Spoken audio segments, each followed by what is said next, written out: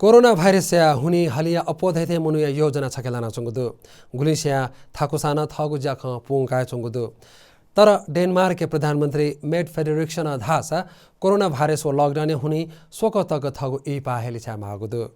news agency AFP या कथा फेडरेक्सन वो वेकया मथिनामी vote and work नाप जुइधागु इपा लिपांगु इले यूरोपियन यूनियन या मुजाइ हुने लिछागु ख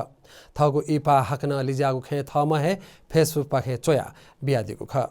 थम थगु जाया मागु डेनमार्क हित्या रक्षया मागुली हकन इपा यागु तारिख लिछा मागु वेकय थापुदु